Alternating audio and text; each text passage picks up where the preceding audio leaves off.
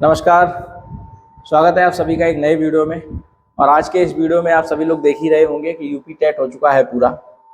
अब आगे 6 महीने तक हम लोगों को क्या करना है, क्योंकि आपको पता है कि उत्तर प्रदेश में इस साल के आखिरी आखिरी आते आते कहीं ना कहीं चुनाव की लगभग घोषणा हो चुकी होगी और चुनाव की तैयारियां पूरी तरीके से चल रही हैं।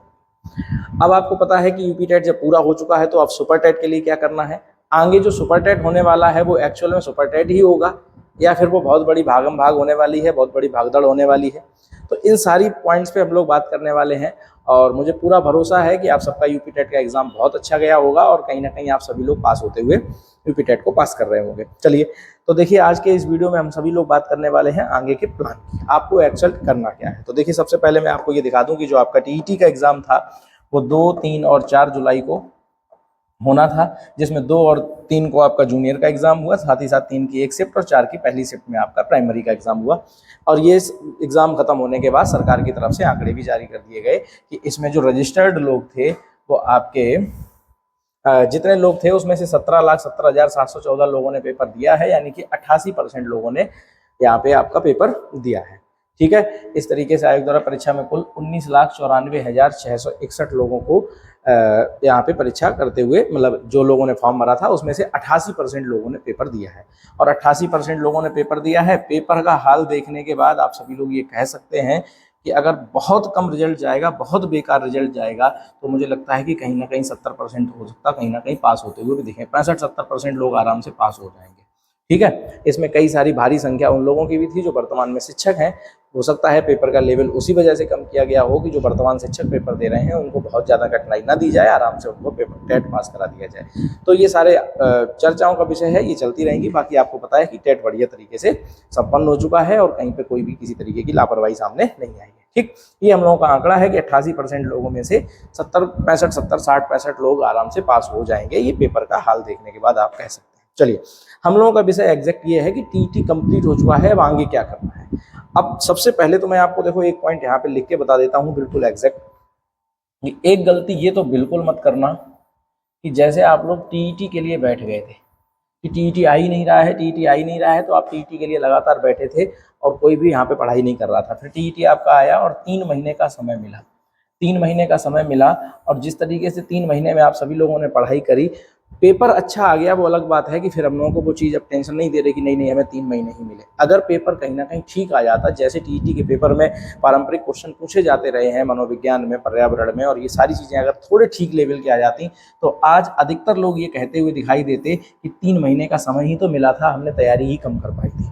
ठीक है, तो ये पॉइंट भी आपका रहेगा। लेकिन अभी क्या है कि पेपर ऐसा आ गया जिसमें अब ये सारी चर्चाएं अपने आप बंद हो गई कि 3 महीना मिले, 2 महीना मिले, 2.5 महीना मिले, वो सब बराबर ही हो गए।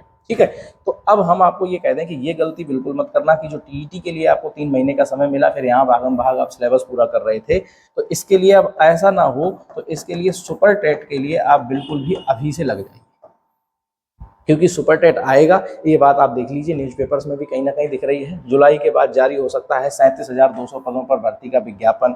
इसमें अलग अलग होंगे। सहायक प्रोफेसर के रिक्त पदों पर अभियाचन पोर्टल पर अपलोड किया गया। इसमें आपके कहीं ना कहीं प्राचार्य पदों की भी भर्ती है। और ये सारी चीज़ों पर बात अगर करते हुए जाएंगे तो हम लोगों को एक न्यूज़ मिलेगी कि प्राथमिक, माध्यमिक और एडेड महाविद्यालय में भर्तियों की उम्मीद बढ़ी।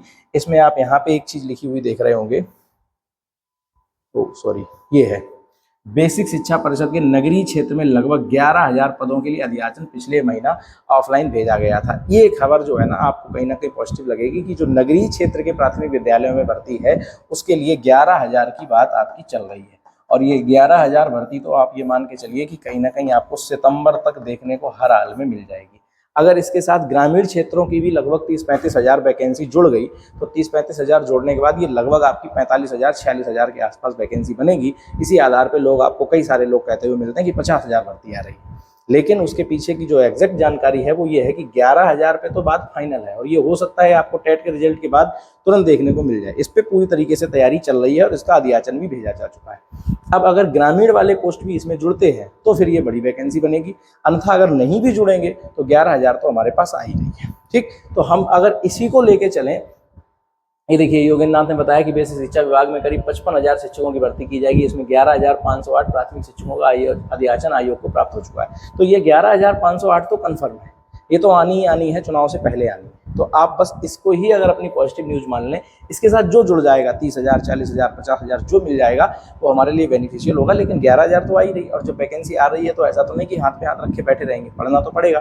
तो इसके लिए ही मैं यहाँ पे बता रहा था कि ये गलती नहीं होनी चाहिए कि सुपर टेट के लिए हम लोग लास्ट में जब वैकेंसी का बिल्कुल नोटिफिकेशन आ जाए उसके बाद अपनी कॉपी किताबें उठाएं, तो ये मान के चलिए मामला खेल खराब हो जाएगा। ठीक, इसके लिए आपको अभी से लगना पड़ेगा और बहुत सीरियस तरीके से लगना पड़ेगा।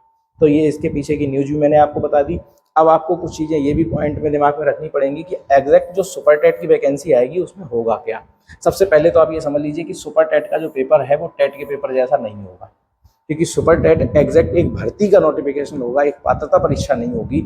वो वहाँ पे आपको नौकरी मिल रही होगी। तो जब नौकरी का पेपर होगा तो वहाँ सुपर टेट जैसा माहौल तो नहीं होगा, क्योंकि टेट में बहुत सारे वर्तमान शिक्षक भी पेपर दे रहे थे। तो सुपर टेट का पेपर टेट जैसा नहीं होगा, ये बात आप अपने दिमाग में रखें।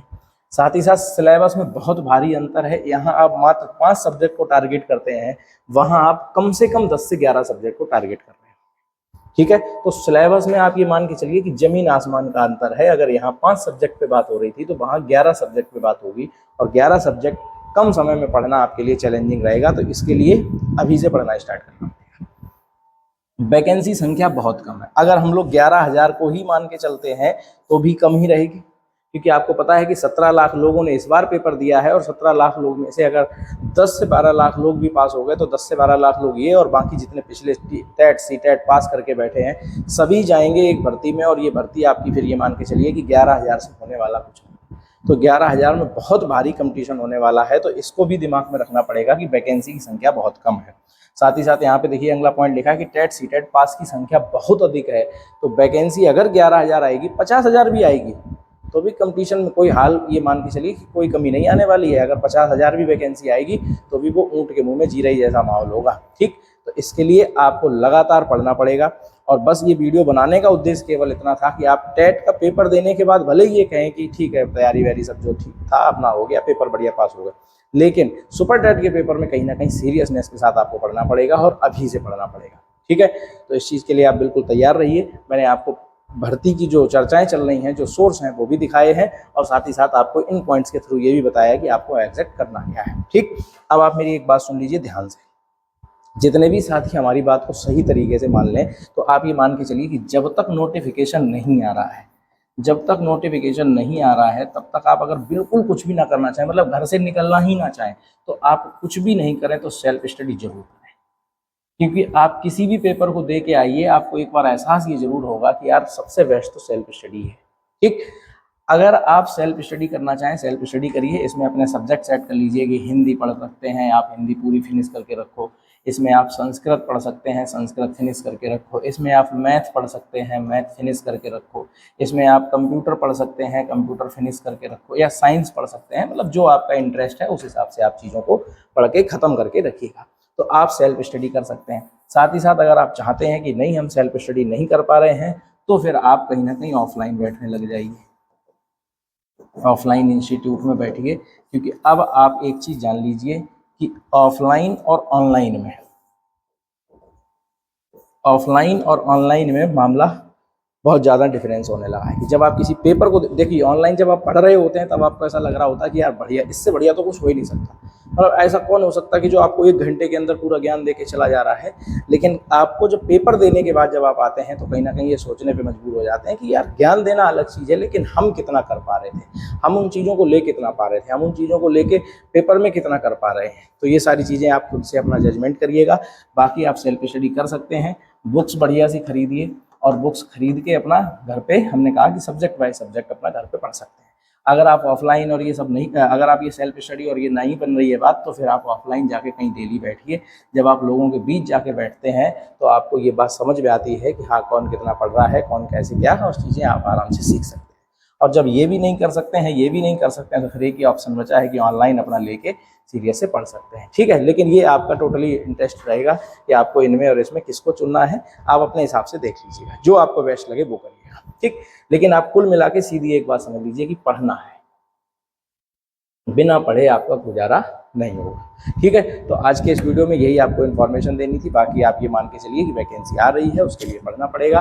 और इस वीडियो में इतना ही। अगर आप मेरी बात से सहमत हैं तो कमेंट सेक्शन में अपनी सहमति दिखाएं, अगर किसी बात से असहमत हैं तो वो बात भी आप कमेंट सेक्शन में लिख सकते हैं। साथ ही साथ हम आपके लिए क्या हेल्प कर सकते हैं, मैथ, रीजनिंग, जो भी आप पढ़ना चाहें वो बता सकते हैं। हम आपके लिए क्लास भी दे सकते हैं। जो भी आप हमारे से मदद लेना चाहें वो आप कमेंट सेक्शन में बता सकते हैं, उस पर हम विचार करेंगे। ठीक है, तो आज के इस वीडियो में इतना ही। मिलते हैं नए वीडियो में नई जानकारी के साथ। तब तक के लिए नमस्कार, जय हिंद, धन्यवाद।